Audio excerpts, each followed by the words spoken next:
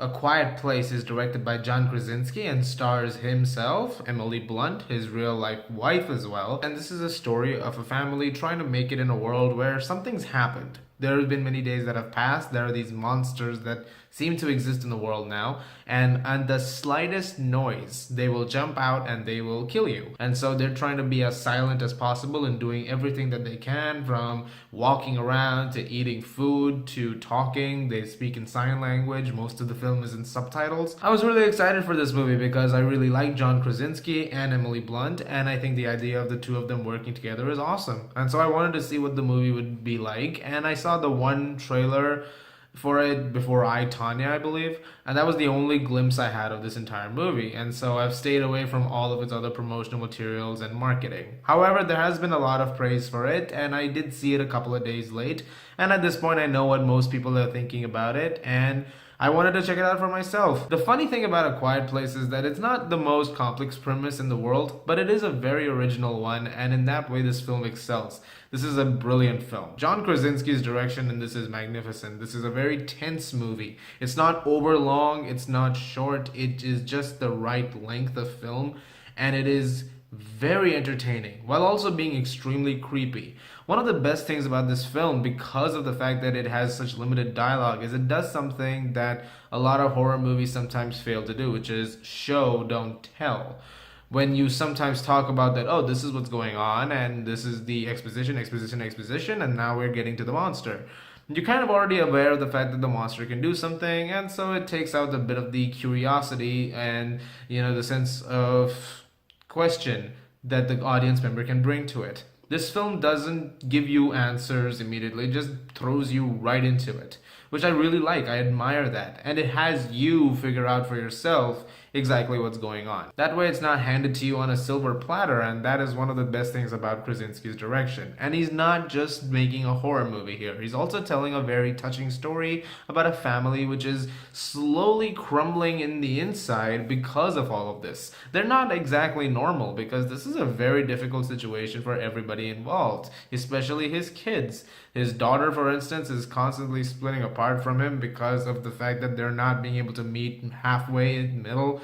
There have been certain things that have happened coming up to this point that have not been the best for the relationship of everybody. And so all of those things are coming to a head as well. Like, it's not just about the horror element of this movie. And all of these tensions come together with an amazing blend of cinematography, sound effects, visual effects, and a brilliant score. I mean, this film really relies on the music because of the fact that there isn't much dialogue. There are very few moments of dialogue in this movie, and those are all the lines you get. The rest of the time, it is all told through sign and the score that is going on. So that's why the music is very important to this movie, and it works extremely well. The movie looks fantastic as well. The cinematography is very lush. It's very beautiful. The sound editing and mixing for this is extremely important because so much of it is played in silence. And so it's required that certain things be done in order to make it work. And they do end up doing all of those things, and they do work very effectively, and I really admired that. There's a lot like that in this movie. Emily Blunt in this movie in particular is fantastic. This is one of her better performances. John Krasinski as well is really good. The two kids I really loved. I thought they were also really, really great. And they had a lot of scenes where it was just them versus all the craziness that is there around the world, all these creatures. And the way they handled their characters, the way Krasinski has presented them, is also really, really effective. But really, this movie is about the subtle scares. So if you are for those kind of things, then this movie is definitely for you, because this movie is not gonna give you the scares like, boom, here it is. There's a couple of jump scares, but they're very effective jump scares, and that has largely helped due to the silence of the film. I do have one slight issue with it though, and that is some of the decisions the characters make. There's a few points where the plot has to progress, and then they have to have characters do a couple of things to have that happen, and it just kind of seemed like one of those conventional moves that it was like, we had to do this, so you could get here to this point. That was really my only gripe with it. The rest of it all worked fine. If it was any longer, it would have not worked as well as I thought it would have, and if it were any shorter, again, it would not have worked as much as it could have.